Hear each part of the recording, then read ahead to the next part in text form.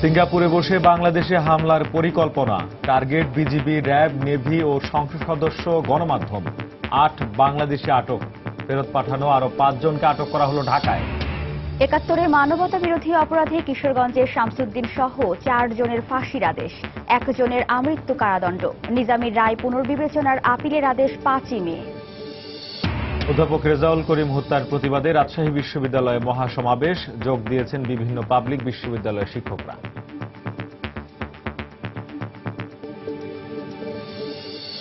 পদ্মা সেতুতে রেল সংযোগ সহ ৯টি উন্নয়ন প্রকল্প একনেকে অনুমোদন, ব্যয় ধরা হয়েছে ৪৪,০০০ কোটি টাকা। এবং এলপি গ্যাসের সিলিন্ডার কিনতে গ্রাহককে গুনতে হচ্ছে সাধ্যের অতিরিক্ত টাকা, প্রয়োজন বাজার মনিটরিং, সরকার নীতিগতভাবে এগোচ্ছে জানালো মন্ত্রণালয়।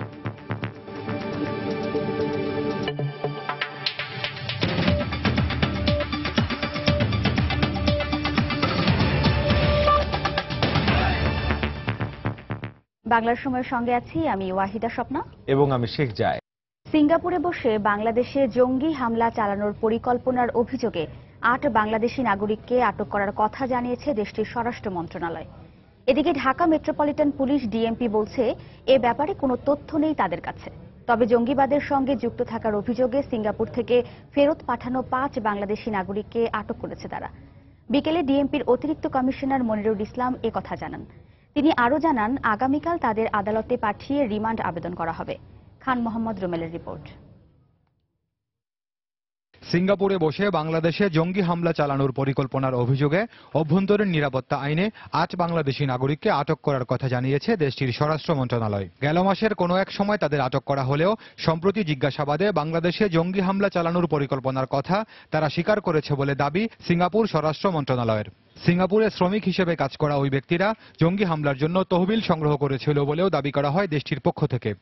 সিঙ্গাপুরের একটি গণমাধ্যমে প্রকাশিত খবরে দেখা যায়, বাংলাদেশের সীমান্ত রক্ষী বাহিনী BGB, elite force RAB, CID, সংসদ সদস্য ও মন্ত্রী, সরকারি কর্মকর্তা, গণমাধ্যম কর্মী, ধর্মীয় ভিন্ন মতাবলম্বী সহ ১৩ ধরনের পেশাজীবী ও স্থাপনা তাদের টার্গেট ছিল। জঙ্গি হামলা চালানোর জন্য সংগ্রহ করা অর্থ সিঙ্গাপুর পুলিশ জব্দ করেছে বলেও খবর এসেছে দেশটির গণমাধ্যমে। তবে ডিএমপি বলছে, সিঙ্গাপুরে ৮ জনকে আটক করা কিংবা তাদের হামলার পরিকল্পনার ব্যাপারে কোনো তথ্য নেই তাদের কাছে।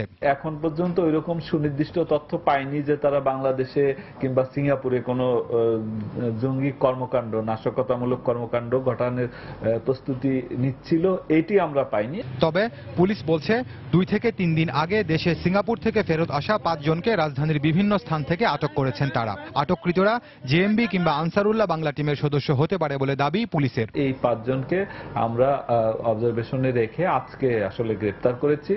তো গ্রেপ্তারের পর তাদের জিজ্ঞাসাবাদ আমরা অব্যাহত রেখেছি। এছাড়া জঙ্গিবাদের সঙ্গে সম্পৃক্ততার অভিযোগে গেল বছর ৩৪ বাংলাদেশি নাগরিককে ফেরত পাঠিয়েছিল সিঙ্গাপুর। তাদের সঙ্গে এখন আটক হওয়া ব্যক্তিদের কোনো যোগ সাজশ আছে কিনা প্রশ্ন ছিল পুলিশ কর্মকর্তার কাছে। সন্ত্রাস দমন আইনে মামলা করা হয়েছিল ১৪ জনের বিরুদ্ধে। তারা জেলখানায় রয়েছে, সেই মামলা তদন্তাধীন। প্রাথমিক তদন্তে অপরাধের কোনো প্রমাণ পাওয়া যায়নি, তাদেরকে আমরা সার্ভিলেন্সে রেখে আমরা ছেড়ে দিয়েছিলাম। ২০০৭ সাল থেকে ১১ সাল পর্যন্ত বিভিন্ন সময়ে আটককৃতরা সিঙ্গাপুরে গেছেন বলে জানান এই পুলিশ কর্মকর্তা। ৪-৫ বছর ধরে। খান মোহাম্মদ রুমেল, সময় সংবাদ, ঢাকা। এখান থেকে অপেক্ষাকৃত সহজ নিশানায় একের পর এক হামলা ও হত্যার মাধ্যমে নিজেদের সামর্থ্য জানান দেওয়ার পাশাপাশি বড় ধরনের নাশকতার ক্ষেত্র প্রস্তুত করতে চাইছে জঙ্গিরা। সাম্প্রতিক সময়ে দেশ জুড়ে হত্যা ও নাশকতা সম্পর্কে এমন মত দিয়ে নিরাপত্তা বিশ্লেষকরা বলছেন, দ্রুত এসব বন্ধ করতে না পারলে সামনে অপেক্ষা করছে কঠিন সময়। আর সমাজবিজ্ঞানীদের মতে এভাবে চলতে থাকলে দেখা দিতে পারে সামাজিক শৃঙ্খলা ভেঙে পড়ার আশঙ্কা। খান মোহাম্মদ রুমেলের আরও একটি রিপোর্ট। ধর্মীয় ও গোষ্ঠীগত সংখ্যালঘু এবং ভিন্ন মতাবলম্বীদের নিশানা করে একের পর এক আক্রমণ ও হত্যার মাধ্যমে দেশে ভীতিকর পরিবেশ তৈরি করতে তৎপর উগ্রবাদী সংগঠনগুলো, যার সবশেষ শিকার সমকামী অধিকার বিষয়ক পত্রিকার সম্পাদক জুলহাজ মান্নান ও নাট্যকর্মী মাহবুব রাব্বি তনয় এবং টাঙ্গাইলের দর্জি নিখিল চন্দ্র। আইনশৃঙ্খলা রক্ষা বাহিনীর হিসেব মতে গেল 14 মাসে দেশে কমপক্ষে 34টি নাশকতার ঘটনা ঘটেছে, যাতে নিহত হয়েছেন 35 জন, আহতের সংখ্যা 129। জঙ্গিবাদ পর্যবেক্ষণকারী সংস্থা সাইট ইন্টেলিজেন্স গ্রুপের মাধ্যমে এসব ঘটনার অন্তত 15টির দায় স্বীকার করেছে মধ্যপ্রাচ্য ভিত্তিক জঙ্গি সংগঠন আইএস। 8টির দায় স্বীকার করেছে আল কায়েদার ভারতীয় উপমহাদেশ AQIS এর কথিত বাংলাদেশ শাখা আনসার আল ইসলাম। বরাবরই আইনশৃঙ্খলা রক্ষা বাহিনী দাবি করেছে আইএস এর নামে জেএমবি এবং আনসার আল ইসলামের নামে আনসারুল্লাহ বাংলা টিম এসব হত্যাকাণ্ড ঘটাচ্ছে। তবে বিশ্লেষকদের মতে সুদূর প্রসারী পরিকল্পনা নিয়ে এসব ঘটানো হচ্ছে। ঘটনাগুলো যারা ঘটাচ্ছে তাদের সুনির্দিষ্ট যেমন ইমিডিয়েট লক্ষ্য আছে, সুদূর প্রসারী লক্ষ্য আছে। যে কোনো একটা রাষ্ট্রে তার কিন্তু প্রথম কাজ হচ্ছে জনগণের, রাষ্ট্রে যারা বাস করে প্রজা, তার জানমালের নিরাপত্তা বিধান করা। সমাজবিজ্ঞানীদের মতে বেশি দিন এই অবস্থা চলতে থাকলে সামাজিক বিশৃঙ্খলা সৃষ্টির আশঙ্কা দেখা দিতে পারে। তবে এ ব্যাপারে দ্বিমত রয়েছে নিরাপত্তা বিশ্লেষকদের। এই ঘটনার মাধ্যমে সামাজিক শৃঙ্খলা ভেঙে পড়ার কোনো আশঙ্কা করছে না। সংখ্যাটা যখন বৃদ্ধি পেয়ে যায় সেই সময় একটা ইন্টারসেকশনে গিয়ে কিন্তু কলাপস করে। অনেক গোষ্ঠী আছে যারা এক সময় নিজেরা যখন এফেক্টেড হয়ে যায় সেই মুহূর্তে তখন তারা ওই বিক্ষোভ সৃষ্টি করে এবং এই বিক্ষোভগুলো ব্যাপক আকারে ছড়িয়ে যেতে পারে। দুজনেই বলছেন এই পরিস্থিতির পরিবর্তনের জন্য আইনের পাশাপাশি রাজনৈতিক ও সামাজিক সদিচ্ছা ও তৎপরতা জরুরি। তার ক্ষমতাটাকে প্রয়োগ। খান মোহাম্মদ রুমেল, সময় সংবাদ, ঢাকা। এটা গত 3.5 বছরে জঙ্গি হামলার ঘটনা ঘটেছে 37টি। পরিমাণ ও মাত্রায় বছরে বছরে বেড়েছে হামলা। তারপরও জঙ্গিবাদ দমনে বাংলাদেশের পুলিশ সফল বলে দাবি করেছেন পুলিশ মহাপরিদর্শক AKM শহীদুল হক। সকালে পুলিশ সদর দপ্তরে এক সংবাদ সম্মেলনে এ দাবি করেন তিনি। তবে তার বিভিন্ন তথ্যের অসঙ্গতি নিয়ে সাংবাদিকরা প্রশ্ন তুললে তিনি এক পর্যায়ে তড়িঘড়ি করে চলে যান। 2013 সালের মধ্য ফেব্রুয়ারিতে গণজাগরণ মঞ্চের অন্যতম সংগঠক ব্লগার রাজীব হায়দার হত্যার মধ্য দিয়ে দেশে মুক্তমনাদের উপর হামলার শুরু। 2016 সালের এপ্রিল পর্যন্ত এ ধরনের ঘটনা ঘটে 37টি। তবে 2014 সালে এ ধরনের কোনো ঘটনা ঘটেনি। সেই হিসেবে 37টি জঙ্গি হামলার ঘটনা ঘটে 2.5 বছরে। 2013 সালে জঙ্গি হামলার ঘটনা ঘটে 2টি। এতে আনসারুল্লাহ বাংলা টিম একজনকে হত্যা ও আরেকজনকে আহত করে। 2015 সালে হামলা কয়েকশো গুণ বেড়ে যায়। এ সময় 16 জনকে হত্যা এবং 9টি হত্যা চেষ্টা চালানো হয়। এর মধ্যে 6টি ঘটিয়েছে আনসারুল্লাহ বাংলা টিম, জেএমবি ঘটিয়েছে 18টি। তবে ইতালীয় নাগরিক তাবেলা সিজারকে কোন জঙ্গি সংগঠন হত্যা করেছে তা নিশ্চিত নয় পুলিশ। 2016 সালের প্রথম 4 মাসে 9 জনকে হত্যা করা হয়েছে। জঙ্গি গোষ্ঠী মঙ্গলবার সকালে পুলিশ সদর দপ্তরে এসব পরিসংখ্যান সাংবাদিকদের হাতে তুলে দিয়ে পুলিশ মহাপরিদর্শক দাবি করলেন জঙ্গিবাদ দমনে তারা সফল। যতগুলি ঘটনা ঘটেছে তার 90% এই বাংলাদেশ পুলিশ উদ্ঘাটন করতে সক্ষম হয়েছে এবং গ্রেপ্তার করতে সক্ষম হয়েছে। যারা এই পুলিশের ব্যর্থতা নিয়ে কথা বলেন, যারা বলেন যে পুলিশ পারতেছে না, তাদের জন্য আমাদের এই প্রতিবেদন। বাংলাদেশ পুলিশের কোনো ব্যর্থতা এখানে নেই। পুলিশের পরিসংখ্যানে কলাবাগানের ডাবল মার্ডার মামলায় এখনো কেউ গ্রেপ্তার না হলেও এর মূল ঘটনা উদ্ঘাটনের দাবি সম্পর্কে দৃষ্টি আকর্ষণ করা হলে তা সংশোধন করা হয়। তবে পুলিশের দেয়া পরিসংখ্যানে প্রথমবারের মতো ব্লগার অভিজিৎ হত্যা মামলায় 8 জনকে গ্রেপ্তারের কথা বলা হয়েছে। আইজিপি তার দাবির পক্ষে সাফল্যের যে পরিসংখ্যান উপস্থাপন করেছেন তাতে আরও দেখা যায় 37টি মামলার মধ্যে বিচার সম্পন্ন হয়েছে মাত্র 1টির, চার্জশিট দেওয়া হয়েছে 6টি মামলার। 34টি মামলার মূল ঘটনা উদ্ঘাটন করার দাবি করা হলেও 31টি মামলারই এখনো তদন্ত শেষ হয়নি। পূর্ণাঙ্গ চার্জশিট দিতে হলে যা যা দরকার ওগুলি কালেকশন করার কিছু সময় লাগে, এই জন্য আমরা সেই সময় নিচ্ছি। এবং যখনই সেটা আমরা পারবো তখনই সেগুলো দিয়ে দেবো। কিন্তু ডিটেকশনের ব্যাপারে কোন রকম বিন্দুমাত্র সন্দেহের অবকাশ নেই। এটা তো কলাবাগানের ঘটনা, তো ডিরেক্টরি বলেছে, এটা ডিরেক্টরি বলে লেগছে, মামলাটি তদন্তাধীন আছে। সফলতার দাবি ও সরবরাহ করা তথ্যের নানা অসঙ্গতি নিয়ে প্রশ্নের মুখে তড়িঘড়ি করে সংবাদ সম্মেলন শেষ করেন পুলিশ মহাপরিদর্শক। আচ্ছা, অনেক প্রশ্ন হয়েছে, আর দোকানে ভাই সবকিছু কভার করছে। এখন আপনাদের ওমর ফারুক, সময় সংবাদ, ঢাকা। 71-এ মানবতা বিরোধী অপরাধের দায়ে কিশোরগঞ্জের শামসুদ্দিন আহমেদ সহ 4 জনের ফাঁসির আদেশ দিয়েছেন আদালত। অপর আসামি আজহারকে আমৃত্যু কারাদণ্ডের আদেশ দেওয়া হয়েছে। বিচারপতি আনারুল হকের সমন্বয়ে গঠিত 3 সদস্যের আন্তর্জাতিক অপরাধ ট্রাইব্যুনাল এই রায় দেন। একাত্তরের মহান মুক্তিযুদ্ধের সময় হত্যা, অপহরণ, নির্যাতন ও অগ্নিসংযোগের 7টি অভিযোগ ছিল আসামিদের বিরুদ্ধে। এদের মধ্যে শামসুদ্দিন ছাড়া সবাই পলাতক। কিশোরগঞ্জের করিমগঞ্জ উপজেলার আইলা ও বিদ্যানগর গ্রামে 8 জনকে হত্যা ও 1 জনকে নির্যাতন, আইলা গ্রামের হোসেন মিয়াকে হত্যা, একই গ্রামের আব্দুল গফুরকে অপহরণের পর হত্যা, করিমগঞ্জ উপজেলার ডাকবাংলোতে শান্তি কমিটির কার্যালয়ে ফজলুর রহমান মাস্টারকে হত্যা, রামনগর গ্রামে পরেশচন্দ্র সরকারকে হত্যাপূর্ব নাবাইল কালীপুর গ্রামের আবু বকর সিদ্দিক ও রূপালী রায়কে হত্যা এবং আতকাপাড়া গ্রামের 20 থেকে 25টি বাড়িতে অগ্নিসংযোগের অভিযোগে শামসুদ্দিন, নাসির, মান্নান ও হাফিজউদ্দিনকে মৃত্যুদণ্ড এবং আজহারুল ইসলামকে আমৃত্যু কারাদণ্ড দেন। এছাড়া সবাইকেই বিভিন্ন মেয়াদে কারাদণ্ড দেয়া হয়। মোট 4 জনকে মৃত্যুদণ্ড দেওয়া হয়েছে এবং 1 জনকে আমৃত্যু কারাদণ্ড দেওয়া হয়েছে। আর এই যে 4 জনকে মৃত্যুদণ্ড দেওয়া হয়েছে তারা হচ্ছেন advocate Shamsuddin Ahmed, captain ATM Nasir, Gazi Abdul Mannan এবং হাফিজউদ্দিন। আর যাকে আমৃত্যু শাস্তি দেওয়া হয়েছে তার নাম হচ্ছে আজহারুল ইসলাম। 1971 সালে যে মহান মুক্তিযুদ্ধ হয়েছিল সেই যুদ্ধটিকে মাননীয় ট্রাইব্যুনাল আজকে রায়ের অবজারভেশনে বলেছে এটি ছিল একটি ইন্টার স্টেট ওয়ার। এই অবজারভেশনের পরে যারা বাংলাদেশের 1971-এর মুক্তিযুদ্ধকে নিয়ে বলেন যে সেটি আভ্যন্তরীণ গোলযোগ ছিল কিংবা বিচ্ছিন্নতাবাদীদের বিদ্রোহ অথবা রাষ্ট্রীয় অখণ্ডতা রক্ষার লড়াই, সেটি বলবার আর কোনো জায়গা থাকলো না।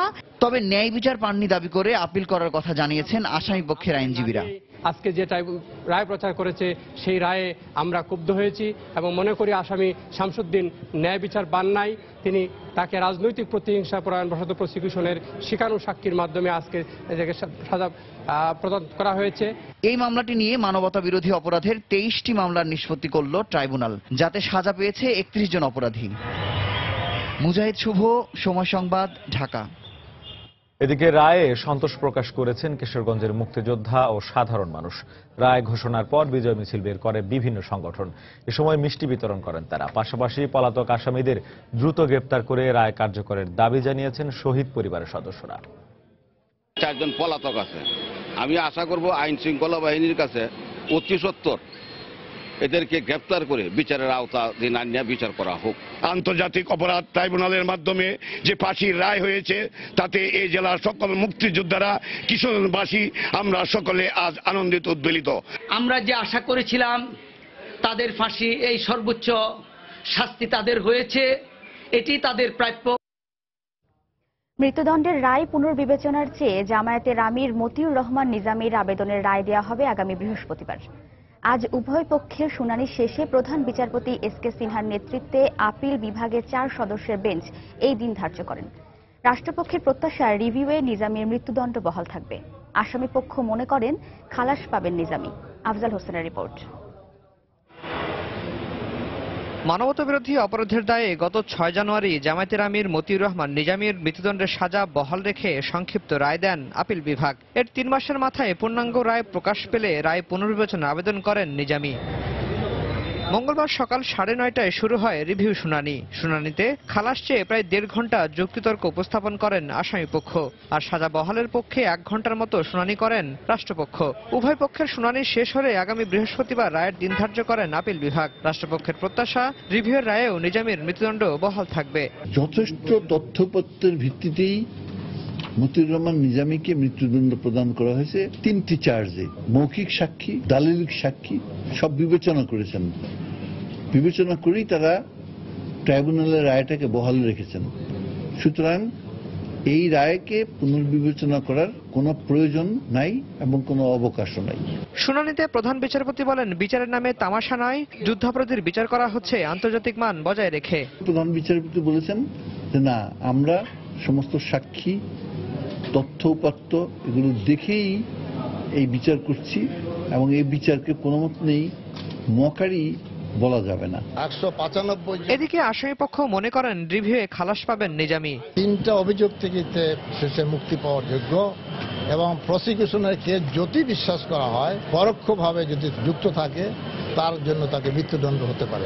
এর আগে 2014 সালের 29 অক্টোবর মুক্তিযুদ্ধের সময় পাবনার বাউশকারী সহ কয়েকটি গ্রামে গণহত্যা চালিয়ে প্রায় 400 জনকে হত্যা, 30 থেকে 35 জনকে ধর্ষণ এবং বুদ্ধিজীবী হত্যার পরিকল্পনা ও উস্কানির 3টি অপরাধে নিজামীর মৃত্যুদণ্ড এবং 2টি অপরাধে যাবজ্জীবন কারাদণ্ডের রায় দেন ট্রাইব্যুনাল। আফজাল হোসেন, সময় সংবাদ, ঢাকা। বাংলার সময়ে আরো থাকছে। চট্টগ্রাম কক্সবাজার মহাসড়কের চকরিয়ায় বাস ও চাঁদের গাড়ির মুখোমুখি সংঘর্ষ, 5 জন নিহত, আহত অন্তত 25 জন।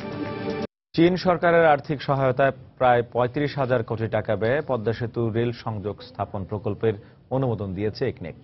মঙ্গলবার সকালে রাজধানীর শেরেবাংলা নগরে এনইসি সম্মেলন কক্ষে এই অনুমোদন দেওয়া হয়। এ সময় 44,167 কোটি 14 লাখ টাকা প্রাক্কলিত ব্যয় ধরে মোট 9টি উন্নয়ন প্রকল্পের অনুমোদন দেয় একনেক।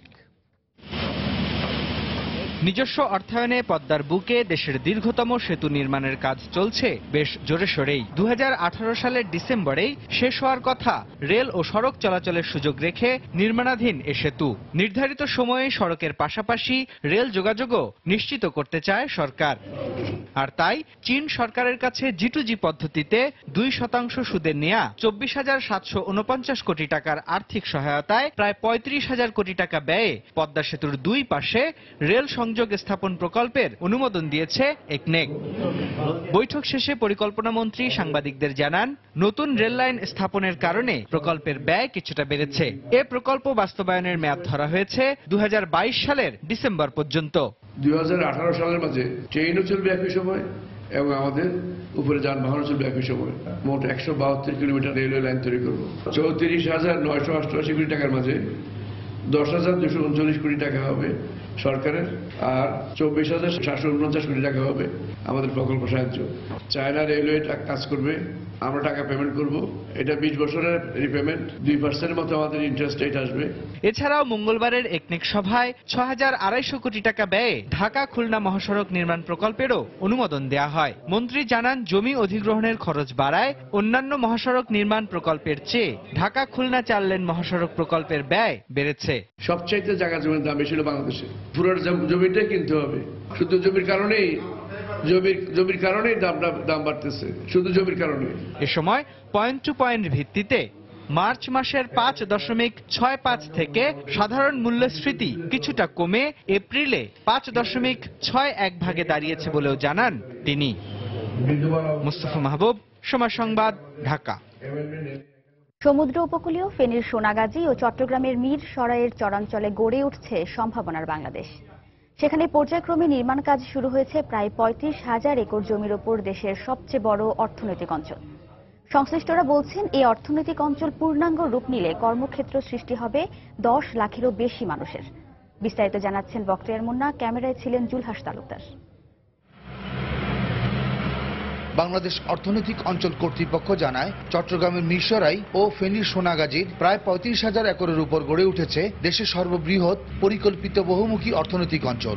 পর্যায়ক্রমে প্রাথমিকভাবে শুরু হয়েছে মিরসরাই অংশে 2,100 ও সোনাগাজীর অংশে 8,000 একর ভূমির ওপর শিল্পাঞ্চল স্থাপনের কাজ।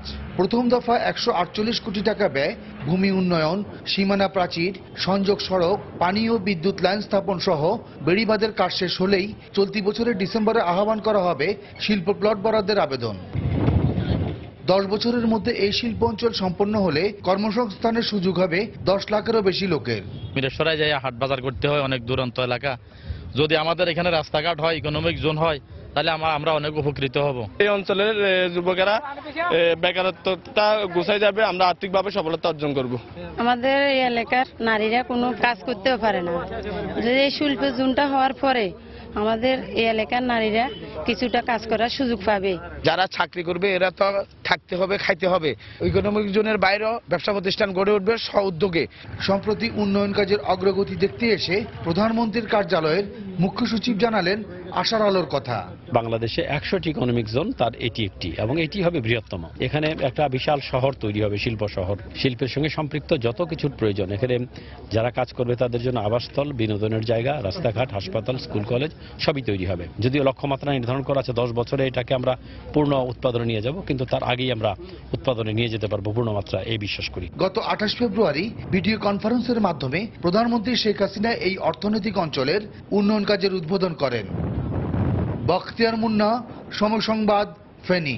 রাজশাহী বিশ্ববিদ্যালয়ের ইংরেজি বিভাগের অধ্যাপক ডক্টর রেজাউল করিম সিদ্দিকীকে হত্যার প্রতিবাদে বিভিন্ন পাবলিক বিশ্ববিদ্যালয়ের শিক্ষকদের অংশগ্রহণে মহাসমাবেশ করেছে রাজশাহী বিশ্ববিদ্যালয়ের শিক্ষক সমিতি। এ সময় হত্যাকাণ্ডে জড়িতদের দ্রুত গ্রেপ্তার ও বিচারের দাবি জানান তারা। সাইফুর রহমান রকির রিপোর্ট। মঙ্গলবার বেলা 11:30টার দিকে বিশ্ববিদ্যালয়ের সিনেট ভবন চত্বরে রাজশাহী বিশ্ববিদ্যালয় শিক্ষক সমিতির আয়োজনে মহাসমাবেশ হয়। এতে সংহতি জানাতে আসেন বিভিন্ন পাবলিক বিশ্ববিদ্যালয়ের শিক্ষকরা। এছাড়া বিশ্ববিদ্যালয়ের প্রতিটি বিভাগের শিক্ষক ও শিক্ষার্থীরা অংশ নেন। সমাবেশে বক্তারা অধ্যাপক রেজাউল করিম সহ সব হত্যাকাণ্ডের বিচার দাবি করেন। এ সময় হত্যাকারীদের দৃষ্টান্তমূলক শাস্তির দাবিতে শিক্ষকেরা আরো কঠোর কর্মসূচিরও হুঁশিয়ারি দেন। এই অপরাধীকে গ্রেপ্তার সহ ন্যায্য বিচারের দাবিতে যা যা কিছু করতে হয় তার সবই করব। এই শিক্ষাঙ্গনে আমরা আর কোনো সহকর্মীরা আমরা লাশ দেখতে চাই না। রাজশাহী বিশ্ববিদ্যালয়ের যতগুলো কর্মসূচি আছে সবগুলোর সাথে আমরা একত্র ঘোষণা করছি, এবং আমরা হয়তো সবসময় উপস্থিত থাকতে পারবো না, বাট এই ব্যাপারটার একটা চূড়ান্ত ফয়সালা আমরা চাই। এদিকে অধ্যাপক রেজাউল করিম হত্যাকাণ্ডের 11 দিন পার হলেও মামলার তদন্তে অগ্রগতি না হওয়ায় ক্ষোভ প্রকাশ করেছেন নিহত শিক্ষকের স্ত্রী ও মেয়ে। হত্যাকারীর বিচার কাজকে আরো ত্বরান্বিত করতে সবাইকে ঐক্যবদ্ধ হওয়ার আহ্বান জানিয়েছেন স্থানীয় সংসদ সদস্য। প্রধানমন্ত্রীকেও আমরা অনুরোধ করব যাতে এই প্রতিকূলতা থেকে আমরা বেরিয়ে আসতে পারি এবং দেশে আইনের শাসন প্রতিষ্ঠিত হয়। অগ্রগতি সম্ভবত তেমন একটা হয়েছে কিনা আমি শিওর না, আর আমরা জানিও না। আসলে আশাটা যেন মরীচিকায় পরিণত না হয়, আশাটা যেন বাস্তবে রূপ লাভ করে, আলোর মুখ দেখে, আমি সেটাই চাইব। এবং আমি যেটা ওখানেও বললাম এখানেও বলছি যে আর কোনো আমার মতো কোনো মানুষকে যেন অপমৃত্যু শিকার যে ব্যক্তি তার ওয়াইফ হয়ে, তার স্ত্রী হয়ে সুখ হয়ে আসতে না হয়। এর আগে সকালে ইংরেজি বিভাগের শিক্ষক শিক্ষার্থীরা শহীদুল্লাহ কলাভবনের সামনে থেকে একটি মৌন মিছিল বের করে ক্যাম্পাসের গুরুত্বপূর্ণ সড়ক প্রদক্ষিণ করে। সাইফুর রহমান রকি, সময় সংবাদ, রাজশাহী। কক্সবাজারের চকরিয়ায় দুটি গাড়ির মুখোমুখি সংঘর্ষে 5 জন নিহত হয়েছেন। আহত হয়েছেন অন্তত 25 জন। সকালে কক্সবাজার চট্টগ্রাম মহাসড়কের ফাসিয়াখালী এলাকায় এই দুর্ঘটনা ঘটে। পুলিশ জানায় কক্সবাজারগামী ইউনিক পরিবহনের একটি বাসের সঙ্গে বিপরীত দিক থেকে আসা একটি চাঁদের গাড়ির সংঘর্ষ হয়। এতে ঘটনাস্থলেই চাঁদের গাড়ির 4 যাত্রী নিহত হন। পরে আহত 26 জনকে উদ্ধার করে চকরিয়া উপজেলা স্বাস্থ্য কমপ্লেক্সে ভর্তি করা হয়। সেখানে চিকিৎসাধীন অবস্থায় আরও একজনের মৃত্যু হয়। এখনও নিহতদের পরিচয় জানাতে পারেনি পুলিশ। নাটোরে এক যুবলীগ কর্মীকে কুপিয়ে হত্যা করেছে দুর্বৃত্তরা। এ ঘটনায় 4 জনকে আটক করেছে পুলিশ। গত রাতে সদর উপজেলার ইয়াসিনপুর রেল স্টেশন এলাকায় ঘটনা ঘটে। পুলিশ ও নিহতের স্বজনরা জানান, রাতে ওই এলাকায় রেল স্টেশনের পাশে নিজের মাছের পুকুর দেখতে যান যুবলীগ কর্মী আব্দুর রাজ্জাক। রাতে আর তিনি বাসায় ফেরেননি। সকালে রেল লাইনের পাশে রাজ্জাকের লাশ পড়ে থাকতে দেখেন এলাকাবাসী। খবর পেয়ে পুলিশ ঘটনাস্থল থেকে লাশ উদ্ধার করে। এদিকে এই ঘটনার সঙ্গে জড়িত সন্দেহে 4 জনকে আটক করেছে পুলিশ।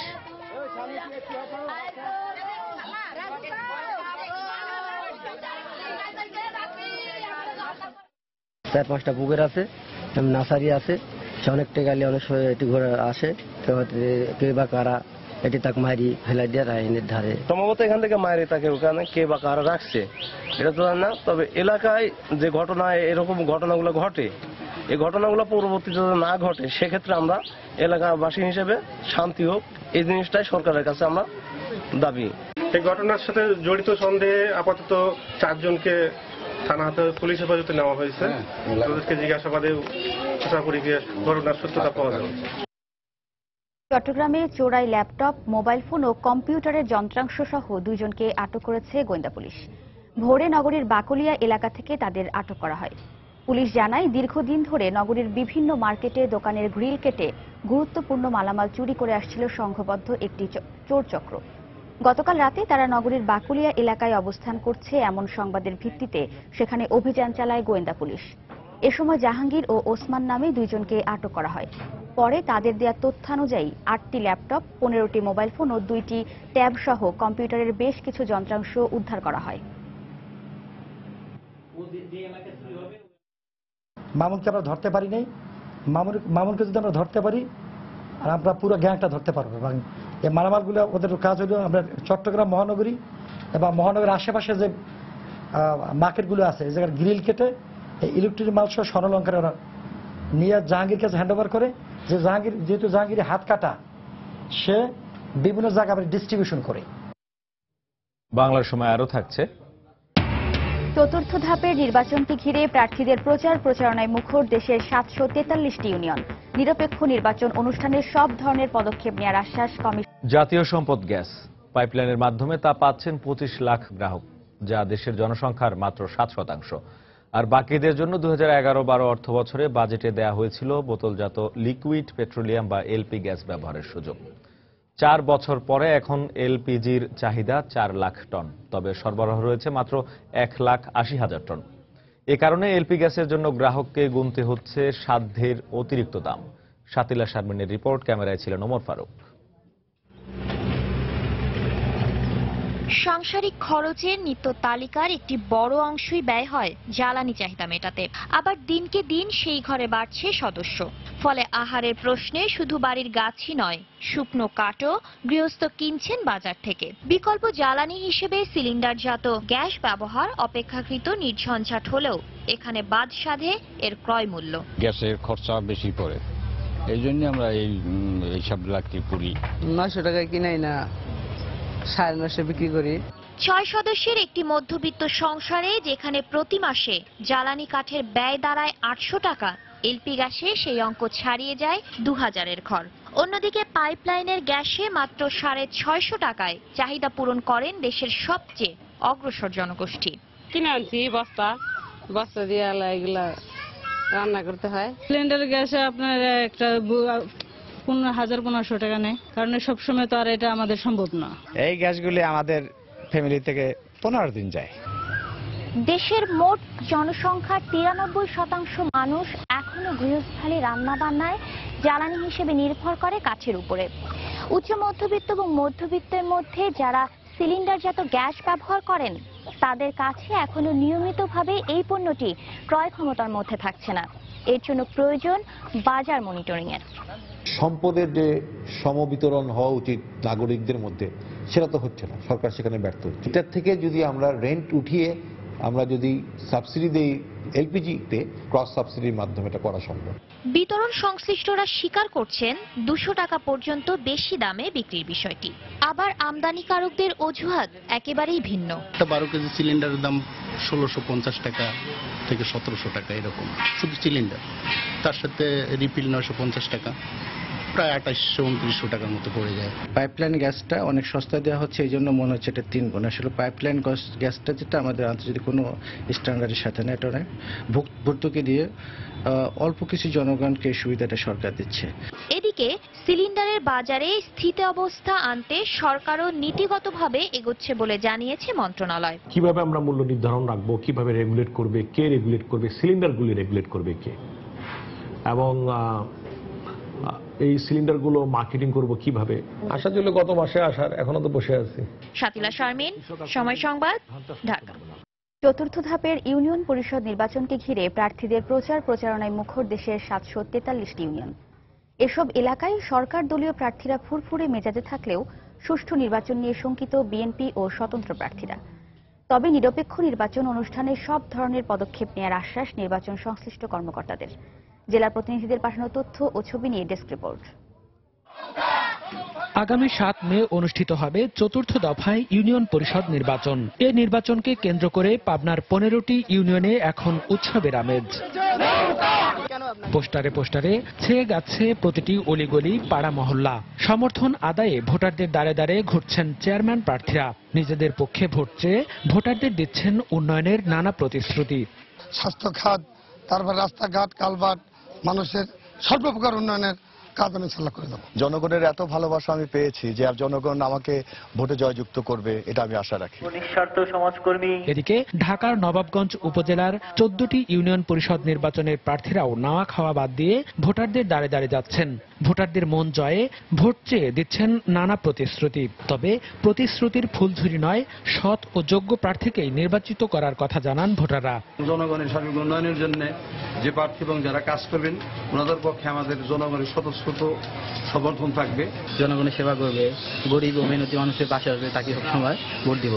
সরকার দলীয় প্রার্থীরা জয় নিয়ে আত্মবিশ্বাসী হলেও নানা শঙ্কা বিএনপি ও স্বতন্ত্র প্রার্থীদের। তবে নির্বাচন কর্মকর্তা জানালেন, নিরপেক্ষ নির্বাচন অনুষ্ঠানে তারা বদ্ধপরিকর। 5 বছর কাজ করছি, এটা জনগণ খুব ভালো করে জানে। সরকার দলীয় প্রার্থীরা আগে ভাগে জনগণদের ভয় দেখাচ্ছে যে তারা সেন্টার দখল করে নিচ্ছে। আমি সবাইকে আশ্বস্ত করতে চাই যে আগামী 7 তারিখে নির্বাচন ফ্রি এবং ফেয়ার হবে। এই ক্ষেত্রে কোনো ধরনের কম্প্রোমাইজ নেই, প্রশাসন জিরো টলারেন্স নেই। এছাড়া রাজবাড়ী ও কিশোরগঞ্জ সহ দেশের বিভিন্ন স্থানের ইউনিয়নে চলছে শেষ মুহূর্তের প্রচারণা। মনিরুজ্জামান প্রান্ত, সময় সংবাদ।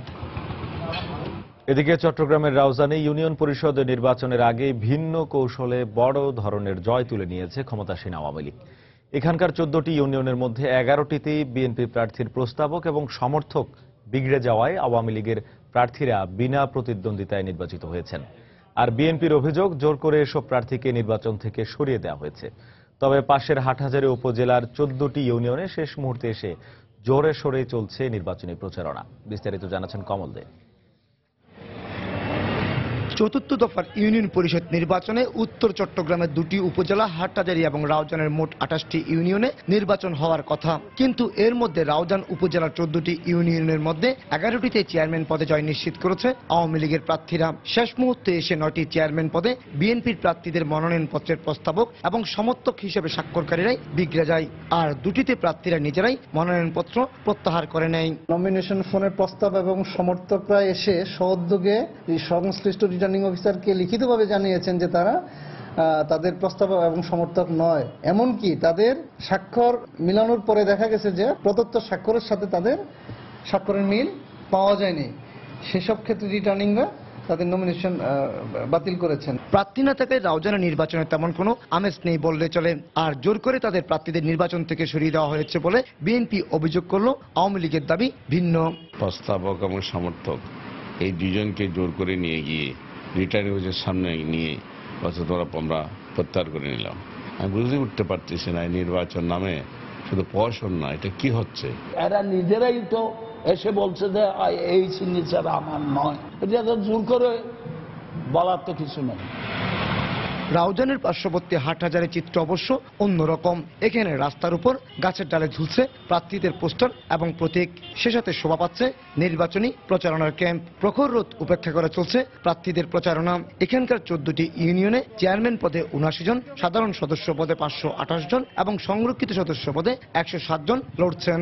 গণতন্ত্রের বাংলাদেশ সরকার আওয়ামী লীগ যখন ক্ষমতা ওনার সহযোগিতা নিয়ে দলকে মডেল হিসেবে রূপান্তরিত করব। যেহেতু আমাদের খালগুলো ভেঙে অনেক এলাকা প্লাবিত হয়, সেক্ষেত্রে আমাদের যোগাযোগের উপর খুব বেশি গুরুত্ব থাকছে, তার উপর থাকছে স্বাস্থ্য এবং শিক্ষার উপর। অবশ্য এর আগে 3 দফার নির্বাচনে 4টি উপজেলা নিরঙ্কুশ জয় পায় আওয়ামী লীগের প্রার্থীরা। কমল দে, সময় সংবাদ, চট্টগ্রাম। ব্রাহ্মণবাড়িয়ায় 2টি ইউনিয়নের 2 চেয়ারম্যান পদপ্রার্থী নির্বাচনী কার্যালয় পুড়িয়ে দিয়েছে দুর্বৃত্তরা। ভোররাতে বিজয়নগর উপজেলায় এ ঘটনা ঘটে।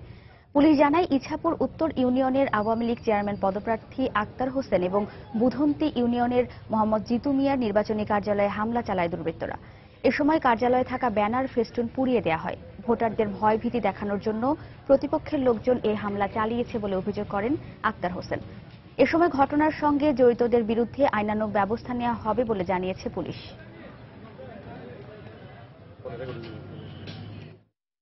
আমার অফিসটারে ভাঙচুরও করছে, হ্যাঁ, এবং আমার নৌকা এবং ব্যানার, নেত্রীর ছবি, হ্যাঁ, সব পুড়ে ফেলেছে। রাতের অন্ধকারে যেহেতু ঘটনা ঘটছে, আমরা এটা তদন্ত করতেছি। তদন্ত সাপেক্ষে যে বা যারাই জড়িত থাকুক তাদের বিরুদ্ধে প্রয়োজনীয় আইনগত ব্যবস্থা আমরা গ্রহণ করব। অবশেষে ঐতিহ্যবাহী কিন ব্রিজের পাশে সারদা হলে অত্যাধুনিক মহড়া কক্ষ নির্মাণ করে দিয়েছে সিলেট সিটি কর্পোরেশন। এই মহড়াকক্ষ পেয়ে চাঙ্গা হয়ে উঠেছে নাট্যাঙ্গন। সংশ্লিষ্টরা বলছেন, এর মাধ্যমে সমাজ পরিবর্তনে নাট্যকর্মীরা আরও বেশি অবদান রাখতে পারবেন। নওশাদ আহমেদ চৌধুরীর ছবিতে আব্দুল হাদির রিপোর্ট। নিজস্ব মহড়াকক্ষ পেয়ে সিলেটের নাট্যাঙ্গন কতটা চাঙ্গা হয়ে উঠেছে এই চিত্র সেটাই জানান দিচ্ছে। ভারতের রাষ্ট্রপতি পদকপ্রাপ্ত পশ্চিমবঙ্গের নাট্যকার ও নির্দেশক প্রবীর গুহ হাতে কলমে শেখাচ্ছেন মঞ্চ নাটক সম্পর্কে। নাট্য পরিষদ আয়োজিত 3 দিনের এই কর্মশালায় 17টি সংগঠনের শখানেক নাট্যকর্মী অংশ নেন। স্বৈরাচার বিরোধী আন্দোলন সহ সকল প্রগতিশীল জাতীয় ও স্থানীয় আন্দোলনে সিলেটের নাট্যকর্মীরা অগ্রণী ভূমিকা পালন করেন। 80 দশকের শুরুতে যুদ্ধাপরাধী দেলোয়ার হোসেন সাইদিকে সিলেটে সমাবেশ করতে দেয়নি নাট্যকর্মীরা। গৌরবের এই নাট্যাঙ্গন শুধুমাত্র একটি মহড়াকক্ষের অভাবে অনেকটা ঝিমিয়ে পড়েছিল। এ নিয়ে সময় সংবাদ গত বছর একটি প্রতিবেদন প্রচার করে। এগিয়ে আসে সিটি কর্পোরেশন। সারদা হলের একটি ভবনের 3য় তলায় প্রায় 35 লাখ টাকা ব্যয়ে মহড়াকক্ষ নির্মাণ করে দেয়। 2টি মহড়াকক্ষ আমরা নির্মাণ করে দিয়েছি, যার সাথে তাদের এখানে ওয়াশরুম ফ্যাসিলিটি সহ অন্যান্য সুযোগ সুবিধাগুলো থাকবে। নিজস্ব মহড়াকক্ষ হওয়ায় দূর হয়েছে নাট্যকর্মীদের চরম ভোগান্তি। আগে স্কুলের বারান্দা কিংবা মন্দিরে বসে যারা নাটকের প্রস্তুতি নিতেন তাদের আনন্দের সীমা নেই। কখনো কখনো আমরা একেবারে নাটকের আগ মুহূর্তে সারাদিন ব্যাপী আমরা অডিটোরিয়ামের মধ্যে রিহার্সাল করতে হতো।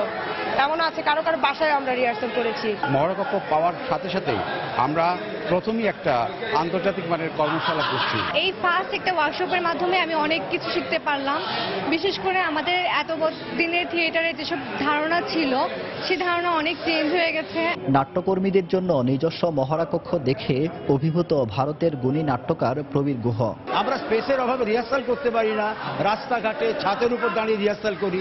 সেখানে সরকারি প্রশাসন এত জায়গা দিয়ে সহায়তা করেছে, এটা অনেক বড় ব্যাপার। সিলেটে সম্মিলিত নাট্য পরিষদের তালিকাভুক্ত 21টি নাট্য সংগঠন রয়েছে। আব্দুল হাদ, সময় সংবাদ, সিলেট। রাজধানীর মহাখালী এলাকা থেকে ছিনতাই হওয়া মরিচ বোঝাই একটি ট্রাক উদ্ধার করেছে পুলিশ। ভোরে আশুলিয়ার বারুইপাড়া এলাকা থেকে ট্রাকটি উদ্ধার করা হয়। এ সময় ঘটনার সাথে জড়িত থাকার অভিযোগে 2 জনকে আটক করা হয়। পুলিশ জানায়, গতরাতে মহাখালী ফ্লাইওভারের ওপর থেকে মরিচ ভর্তি একটি ট্রাকের চালক ও হেলপারকে মারধর করে ট্রাকটি ছিনতাই করে দুর্বৃত্তরা। পরে বিষয়টি পুলিশকে জানানো হলে আশপাশের এলাকায় চেকপোস্ট জোরদার করা হয়। এক পর্যায়ে ভোরে ট্রাকটি জব্দ করে পুলিশ।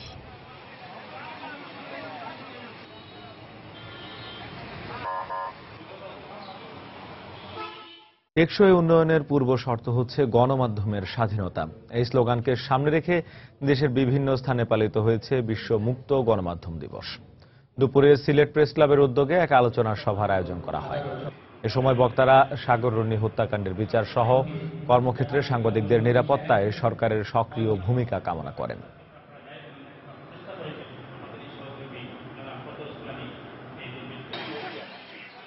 এদিকে সাংবাদিক নির্যাতন বন্ধে আইন প্রণয়নের দাবিতে পটুয়াখালী প্রেস ক্লাবের সামনে ঘণ্টাব্যাপী মানববন্ধন অনুষ্ঠিত হয়। এতে জেলায় কর্মরত বিভিন্ন গণমাধ্যম কর্মীরা অংশ নেন। পরে একটি র্যালি বের করা হয়।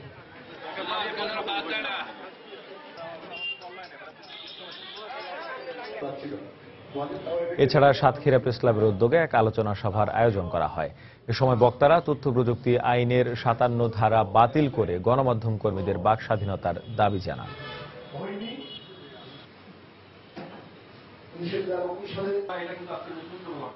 ডিপ্লোমা কৃষিবিদদের 2য় শ্রেণীর মর্যাদা ও শিক্ষার্থীদের বিশ্ববিদ্যালয়ে ভর্তির অনুমতি সহ 4 দফা দাবিতে দেশের বিভিন্ন স্থানে মানববন্ধন করেছে কৃষি ডিপ্লোমা ছাত্র পরিষদ।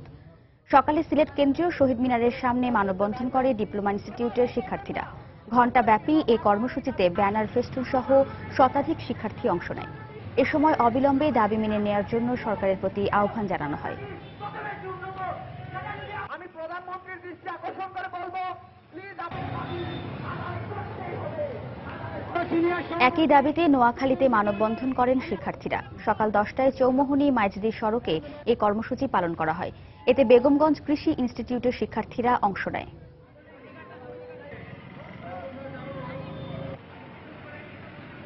অতিরিক্ত খাজনা আদায়ের প্রতিবাদে পঞ্চগড়ে অনির্দিষ্টকালে ধর্মঘট করছেন কাঁচামাল ব্যবসায়ীরা। সকাল 9টায় জেলা কাঁচামাল ব্যবসায়ী সমিতির ডাকে এই কর্মসূচি শুরু হয়। ব্যবসায়ীদের অভিযোগ, আগে প্রতি 2.5 মণে 3 টাকা খাজনা আদায় করা হলেও চলতি বছরের জানুয়ারি থেকে মন প্রতি 10 টাকা আদায় করছে বাজার ইজারা কর্তৃপক্ষ। এ বিষয়ে বারবার জানানো হলেও কোনো পদক্ষেপ নেয়নি পৌরসভা ও বাজার কর্তৃপক্ষ। এদিকে ধর্মঘটের কারণে শহরের সব কাঁচামালের দোকান বন্ধ থাকায় দুর্ভোগে পড়েন সাধারণ মানুষ। বাংলার সময়ের শীর্ষ সংবাদ জানিয়ে দিচ্ছি আরেকবার। সিঙ্গাপুরে বসে বাংলাদেশে হামলার পরিকল্পনা, টার্গেট বিজিবি, র্যাব, নেভি, সংসদ সদস্য, গণমাধ্যম। 8 বাংলাদেশি আটক, ফেরত পাঠানো আরো 5 জনকে আটক করা হলো ঢাকায়। ৭১ মানবতা বিরোধী অপরাধে কিশোরগঞ্জের শামসুদ্দিন সহ 4 জনের ফাঁসির আদেশ, 1 জনের আমৃত্যু কারাদণ্ড। নিজামীর রায় পুনর্বিবেচনার আপিলের আদেশ 5ই মে। অধ্যাপক রেজাউল করিম হত্যার প্রতিবাদে রাজশাহী বিশ্ববিদ্যালয়ে মহাসমাবেশ, যোগ দিয়েছেন বিভিন্ন পাবলিক বিশ্ববিদ্যালয়ের শিক্ষকরা।